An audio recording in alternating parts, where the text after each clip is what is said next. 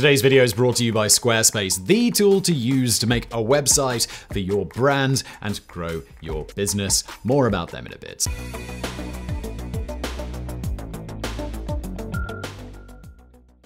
He's America's only double president, the man who took the highest office in the land, lost it after one term, and then came roaring back for a second. Even if nothing else, Grover Cleveland's status as America's only non-consecutive president would be enough for him to be remembered. It's thanks to him that Joe Biden is called the 46th president, despite only 45 people having ever held the office. Yet there's more to the combined 22nd and 24th president than this piece of trivia. Cleveland's 8 interrupted years were filled with striking firsts. As the first Democrat elected president between James Buchanan and Woodrow Wilson, Cleveland's tenures form a remarkable interlude in the post-Civil War era. Two bands of blue on a chart that is otherwise the deepest of red. In attitude, too, Cleveland was unique. A passionate fiscal conservative, he holds the distinction of being perhaps the most moderate Democrat to ever lead the party. Sadly, that modernization would wind up being the very thing that destroyed his reputation.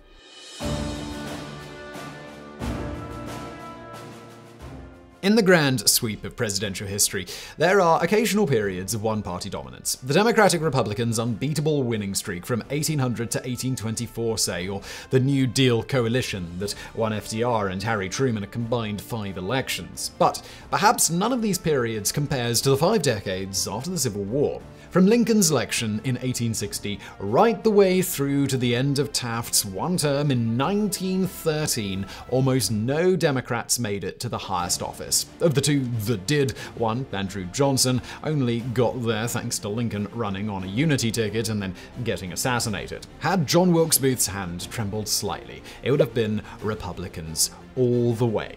With one important exception. An exception who, remarkably, never wanted to be president anyway. Born Stephen Grover Cleveland on March the 18th, 1837 in New Jersey, the future Democratic president was almost singularly unambitious. A large part of that was because he couldn't afford to be. As one of 9 children, Grover Cleveland, who quickly dropped the Stephen from his name, grew up in a household on the edge of poverty. His father was a Presbyterian minister whose job required them to frequently move, taking them to tiny-ass villages in New York State.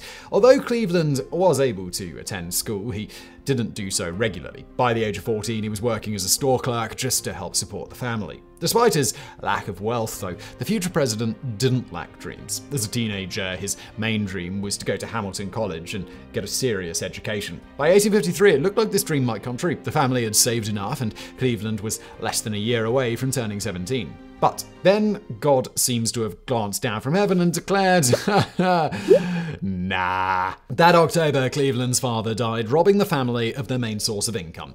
The old man's passing did to Cleveland's dreams what a sharp pin cruelly utilized will do to a child's balloon. With college suddenly unaffordable, the young man was forced to return to work, with each dollar he made going to support his mum and younger siblings. Yet this misfortune would soon turn out to be the making of Grover Cleveland. After a year spent teaching in a school for the blind, the future president seems to have hit on a plan. Borrowing $25, he traveled to Buffalo, where his uncle had promised him a job clerking at a law firm. But this wasn't just a sideways career move. Oh no. Despite his relative lack of education, Cleveland was determined to become a lawyer. That meant 4 years of working like mad, burning the candle not just at both ends, but in the middle, near the edges, and just about every other conceivable place too. All day long, Cleveland clerked. All through the evening, he studied law, cramming like someone permanently preparing for finals. And it paid off. In 1858, this poor boy from the sticks was admitted to the bar. Perhaps more importantly, though, the experience left Cleveland with 2 deeply held convictions: a certainty in the value of both hard work and modest living. It would be these convictions that typified his White House tenure.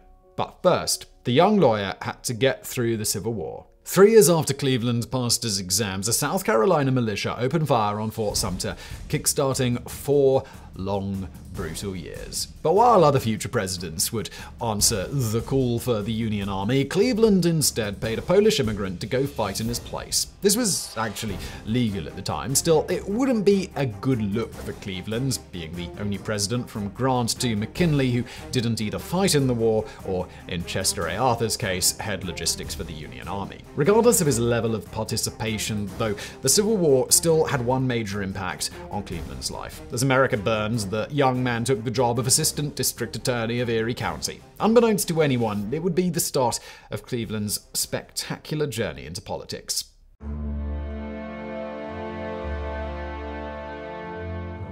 At this stage, you're probably expecting to hear how Cleveland's brush with low-level politics inspired him to climb the ladder, to rise to the top, winning election after election until he finally won the biggest election of all. Which just goes to show how atypical Cleveland's career was. We mentioned before how the future president was almost singularly unambitious. So rather than finish his tenure as assistant DA and then set his sights higher, Cleveland instead finished his term, then went to open a law practice with his friend Oscar Folsom. It wasn't until 1870 that he drifted back towards politics, becoming sheriff of Erie County. He held that position for 3 years before once again going back to practicing law. Still, his short tenure as sheriff wouldn't be forgotten by Cleveland or his enemies. With the county's executioner often unavailable, Cleveland stepped in on multiple occasions as a substitute. It was his hand that pulled the lever, opening the trapdoor and causing the sickening crack sound as the condemned's neck broke. Now, there's no suggestion that he enjoyed this task, but it does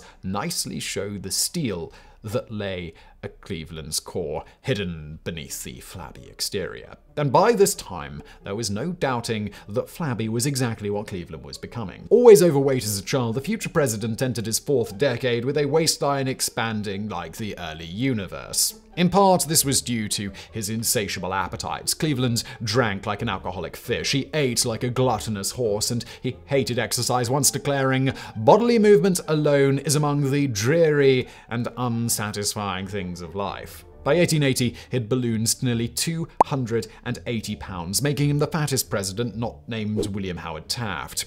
Not that his weight ever seems to have bothered the man who was nicknamed Uncle Jumbo. Cleveland was almost perversely proud of his waistline and diet. While running for sheriff, he'd jokingly promised to cut down to 4 glasses of beer a day and then proceeded to take a truly gigantic glass with him every time he went out, meaning he could drink a gallon of beer without technically breaking his word. This impish sense of humor was one of the reasons everyone in Buffalo loved him. He had a common touch, the sort of guy who'd take you fishing, beat you at poker, and then buy your drinks, all while telling you some uproarious joke. Oddly, this side would almost vanish once he got to Washington. But it was there at the beginning, and it's one of the reasons that he went as far as he did. In 1881, the Democratic Party in Buffalo began casting around for a well-liked local to run as their candidate for mayor. With the jovial, overweight Cleveland fitting the bill, they asked him if he'd like to stand. Caught off guard, Cleveland agreed and amazed everyone by winning. What was even more surprising, though, was that he even went on to be an excellent mayor. The moment he arrived in City Hall, the old core of steel inside Cleveland reawakened. Instead of simply signing off on his party's wasteful spending, the new mayor took an axe to Buffalo's budget, cutting away the fat, leaving behind a city that was leaner, less corrupt, and better run. And his secret weapon was the veto. In all of his leadership roles, from Buffalo mayor all the way to president, Cleveland would become notorious for vetoing any bill he felt wasted money. Remember, this was the great era of pork barrel politics, when throwing money at allies, patrons, and random passers-by was just how you did things. But not Grover Cleveland. In his single year as Buffalo's mayor, Cleveland exercised so much corruption and saved so much money that he became a public hero. And not just in Buffalo. At state level, New York Democrats noticed this rising star and begged him to run for governor. Just like with the Buffalo mayoral race, Cleveland agreed, and just like in Buffalo, he won, despite having never really sought the job. As 1883 dawned then, Cleveland was on a dizzying journey that had taken him to governor of America's then most populous state in a mere 2 years. For most people, this would be the pinnacle of their careers. Grover Cleveland, though, was only just getting started. Now, just before we continue today, I do have to tell you about a service that you probably never heard of before, never been mentioned on YouTube. It's Squarespace, and obviously I'm just kidding. Everyone knows Squarespace because they are the best place to build a website in 2022. And look, if you need a website, you just shouldn't be considering anywhere else. If it's entered your thought, I don't know what you're making for a business, a blog, you're sharing your annoying political opinions, whatever, make that site with Squarespace. Why? Because websites are ridiculously easy to make and feature rich. Imagine the situation. You know nothing about websites. You like looking at them. You know some of them look good, and you're like, I want that for myself. Well, Squarespace, you go in, there's a quick quiz, and then they show you recommended templates. You look at those recommended templates, you're like, I love that one. You click on it, you open it up, you swap out some of the text, some of the images, and then you are largely done. It's just ridiculously easy to use. Plus, it's not just blogs, you can sell things through Squarespace, which is good if that's what you want to do. Plus, they've got email campaigns, analytics, social integrations, all of that stuff that you'd expect. Head to squarespace.com for a free trial, and when you're ready to launch, go to squarespace.com/biographics to save 10% off your first purchase of a website or a domain. And now back to today's video.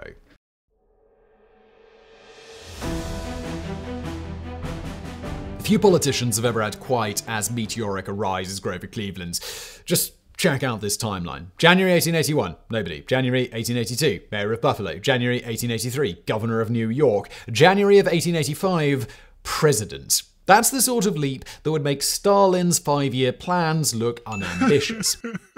And it was all down to simple anti-corruption efforts. When Cleveland took over New York, the state was in the grip of the Democratic machine in Tammany Hall, the same Tammany Hall that helped him get elected. But rather than repaying them, Cleveland did exactly what he'd done in Buffalo. His short tenure saw him crack down on corruption, sweep away waste, and do his level best to bring Tammany Hall to heel. All of this made him super popular in New York, and that made Democrats super interested in nominating him for president. New York, you see, was key to the White House. In the previous presidential election, 1880, the popular vote had been on a knife edge, with just 1,898 votes separating James A. Garfield from his Democratic pursuer. But because Garfield had won New York, the Electoral College hadn't even been close. Ever since, Democrats have become convinced their only path to victory involved taking New York. And who better to capture the all-important state than its popular new governor? Summer 1884 saw Cleveland gain his party's nomination almost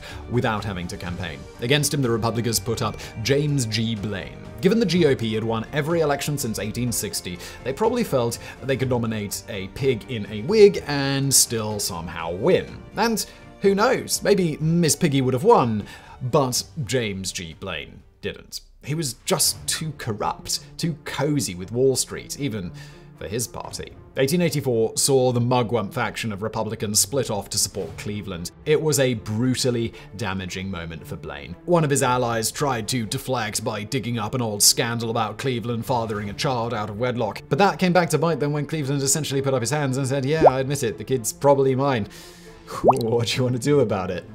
It was the perfect comeback. By telling the truth, Cleveland made himself seem even more honest than ever. Yet even now, Blaine might have still squeaked a win had it not been for one rather unfortunate speech. At a New York rally, one of Blaine's allies told voters Cleveland was the candidate of rum, Romanism, and rebellion, which everyone took as a swipe at the Catholic Irish. As a result, NYC's thousands of Irish refused to back Blaine. When the results came in, the two candidates were nearly level in the popular vote. In New York, though, Blaine had lost by a mere 1,200 votes. With that, the state handed Cleveland an Electoral College victory. The following March, 1885, Grover Cleveland became the first Democrat inaugurated president since James Buchanan. It was a stunning victory, one made all the more so by being unexpected. For the first time in 30 years, a full generation, the Democrats had taken the White House. And what would they do now that they'd finally clawed back that prize? The answer, it soon turned out, was, well, not a lot. As the New York Times stated in Cleveland's 1908 obituary, the first term of Grover Cleveland as President of the United States was not made notable by any striking events. And it's here we get to one of the oddest things about Cleveland's tenure. Despite being an anti-corruption machine in Buffalo and New York, Cleveland in Washington was curiously inactive. Sure, he still went out of his way to protect public money from wasteful spending, even torpedoing a drought relief bill because he felt it wasn't the government's job to bail out farmers. Sure, he still wielded his veto power. It's commonly accepted that he vetoed more bills than all previous presidents combined. Yet he never tried to use his office to really change things, to push through his vision of the country, because that's not what he saw the presidency for. In Cleveland's mind, the president wasn't a leader, but a guardrail against Congress, a man who exercised discreet judgment to ensure the other branches didn't go loopy. It was a self-limiting vision of the presidency, especially compared to what we expect nowadays. But that doesn't mean there isn't plenty for us to talk about.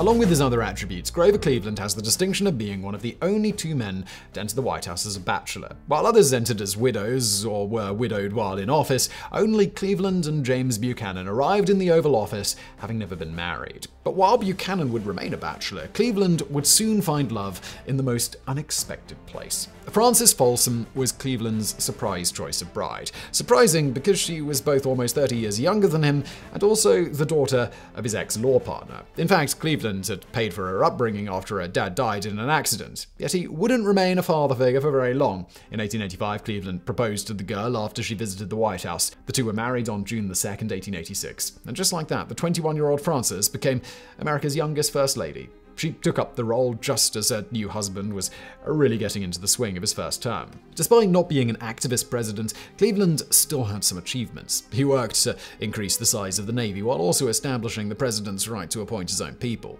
In this case, that usually meant promoting people based on merit. Cleveland was one of the first presidents to really pursue a policy of meritocracy, uplifting the talented at the expense of the well-connected. But while Cleveland's first term had some wins, it also had its controversies, the biggest of which revolved around race. As a proud Democrat, Cleveland represented the party of the South, the party of the lost cause and Jim Crow, and he took this role seriously. Throughout his tenure, Cleveland made a point of keeping the white Southerners happy, returning Confederate flags taken in battle, opposing integrated schools, and treating attempts to restrict black political participation with a shrug. Outside the Deep South, his record was more mixed. For a while, he genuinely tried to promote the rights of immigrant Chinese workers being exploited in the West, before eventually backtracking and trying to halt immigration from China.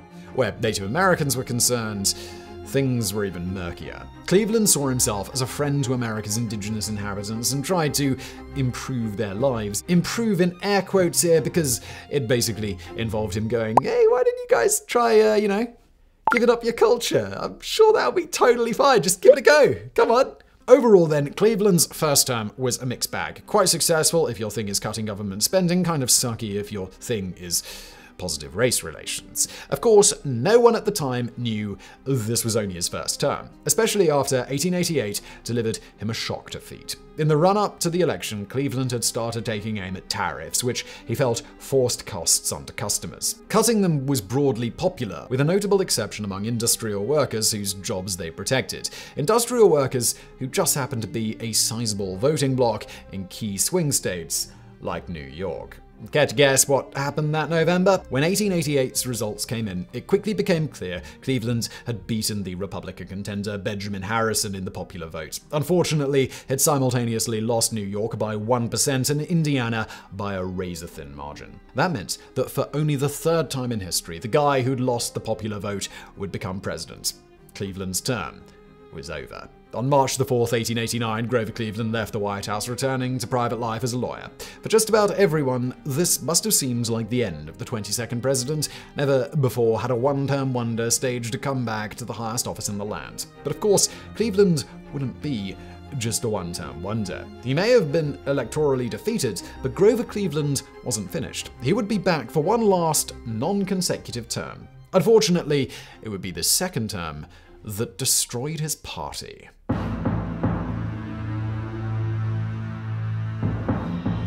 Despite having just watched a president torpedo his election chances with tariff reform, it didn't take long for the Republicans to do the exact same thing. In early 1890, rising GOP star William McKinley forced through a new higher rate tariff intended to protect factory jobs. Instead, it caused a massive spike in consumer prices just as the US stock market was hit by an equally massive downturn. The result was a Republican shellacking in the midterms. The GOP shed 93 House seats, along with tons of national support. Suddenly, it looked like 1892 might not be an easy second win for Benjamin Harrison. That whoever the Democrats put up would likely beat the unpopular president. And Grover Cleveland wasn't just going to sit back and let the chance to make history pass him by. November 1892 saw a straight rematch between Cleveland and Harrison. And while it was still close, the results were far more decisive than in 1888. As well as the popular vote, Cleveland won both New York and Indiana, plus a bunch of other swing states. For the first, and at least for now, only time in history, a president had been re-elected for a second, non-consecutive term. It's hard to imagine what Cleveland must have felt when he heard the results. He was now the most electorally successful Democrat since Andrew Jackson, the only guy who'd managed to punch a hole in the GOP's post-Civil War dominance. Well, whatever he was feeling, we hope he savored it. Because it would soon transpire that Cleveland hadn't even won a poisoned chalice, but a chance to be force-fed manure every single day for 4 long years. In February 1893, just a month before Cleveland's second inauguration, the economy utterly collapsed. Utterly. Prior to the Great Depression, this was by far the greatest depression on record. As banks slammed their doors, the white-hot rail industry imploded. That in turn collapsed demand in the steel industry, setting off a chain reaction of company failures. In the cities, unemployment spiked to 25%. Across the nation as a whole, it stood at nearly a fifth, far worse than the Great Recession's peak. As banks fell, people's savings were wiped out. There was so much demand for aid that charities couldn't keep up. With such a doomsday scenario, it's hard to see how any president could have emerged with his reputation intact. And while Cleveland would really do his best, it would backfire so badly that the Democrats would be wiped out. The problem boiled down to the president's steely commitment to fiscal conservatism. Now, we can argue until the cows come home about whether it's better to splurge like an incontinent Keynesian or lock while it's tight during a downturn. I'm sure plenty of commenters are already doing so. But the inaugural fact is that if you're going to tighten the belt, you need to be excellent at communicating it to the average voter on why he's getting poorer. And it's here that Cleveland found himself out of his depth. After a lifetime of winning plaudits for cost-saving measures, the newly re-elected president struggled to articulate why being disciplined was now more important than ever. And that led to some major PR blunders. One came when an army of the unemployed, known as Coxey's Army, marched on DC, demanding public works projects to replace their lost jobs. While the newspapers covered them with sympathy, Cleveland refused to budge, unshakable in his belief that it wasn't the government's place to provide for the destitute. Even worse was the Pullman strike of 1894. That year, workers downing tools at the Pullman car yards near Chicago triggered a nationwide railroad strike. Rather than negotiate, Cleveland sent in the National Guard over the protest of Illinois' governor. Fighting broke out and dozens of strikers were killed. The strike-breaking effectively wiped out support for the Democrats in the industrial North. Yet it would be his response to something else that truly shattered Cleveland's party: the clash between silver and gold.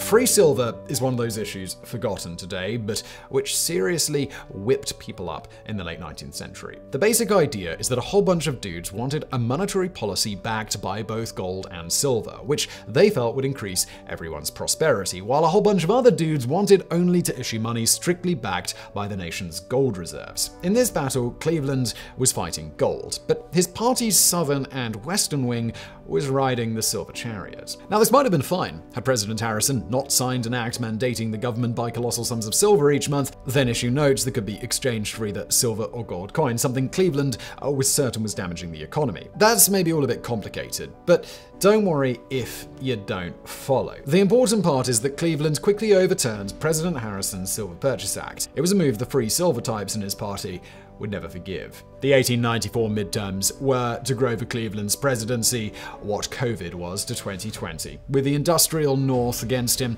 and the silver-supporting West infuriated, Cleveland oversaw the worst midterm results in US history. Remember the 2010 Republican wave? Well, it was barely a ripple compared to 1894. Democrats saw over 110 seats swept away in the House, the largest voter realignment since the Civil War. Mortally wounded, President Cleveland tried to stumble on, but with his health on the line, doing so would soon become impossible. Back in 1893, Cleveland had discovered a tumor inside his mouth and had it removed in a secret operation on board a ship, worries that the illness would be taken as a sign of weakness. The result was a president forced to deal with all of this crap in his second term, while also trying to hide the fact that he was now partially sporting an artificial jaw behind his trademark mustache. It must have been hell, and with all the bad news around him, it only got worse. Now, we don't want to give the impression Cleveland's second term was all failure. He had a major foreign policy win, mediating a brewing conflict between Venezuela and Britain, with mediating here basically meaning threatening to knock those limeys out if they tried anything. He also succeeded in replenishing the country's depleted gold reserves, even if he had to rely on guys like JP Morgan to do so. Still, the overall feeling was of a man, well, maybe not drowning, but certainly flailing, splashing around desperately as hungry sharks circle, just waiting for their chance. Not that Cleveland would give Republicans the opportunity. By the time 1896 rolled around, Cleveland had fallen out so much with his own party that it's doubtful he could have gotten renominated, even if he wanted to. Instead, the president stepped aside to let some new blood take over. He probably hoped his remaining supporters would force through a candidate in his mold, but no.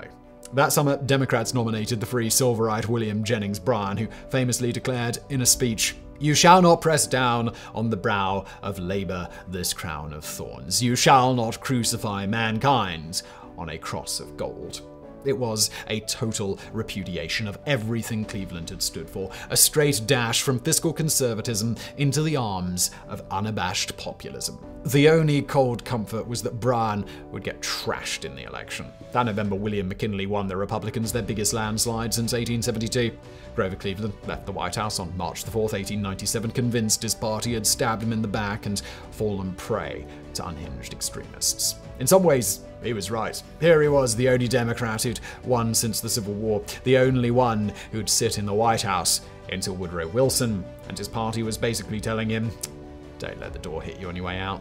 Although he'd live another 11 years, settling into a pleasant retirement in Princeton, New Jersey, he'd never forgive this perceived betrayal. Cleveland died on June 24, 1908. His last words were reported to have been, "I have tried so hard to do right." And really, they sum up the man rather well. As the most conservative Democrat to occupy the White House post-Civil War, Cleveland seems, at least on fiscal policy, more like Calvin Coolidge than FDR. Certainly, he was inflexible on this issue, committed to a vision of America led by a president who promoted talent, kept a sound eye on the nation's finances, and did little to interfere in people's daily lives. That's not necessarily a bad thing. Maybe it even sounds ideal to you. It's just a shame this vision didn't reflect the economic realities of the 1890s. Today, Grover Cleveland is usually ranked by historians somewhere in the middle, certainly no James Buchanan-style disaster, but also far from being great. That may be because our view of what the presidency is has changed. Whereas Cleveland's voters were happy with a guardrail against Congress, people nowadays prefer hearing about guys like Teddy Roosevelt, activist presidents who used the office to change the nation. And honestly, who could blame them? For guys like us making history videos, the active presidents are always the best. But it's perhaps worth remembering that sometimes there are other ways to lead a country, ways that are less showy, but are still effective.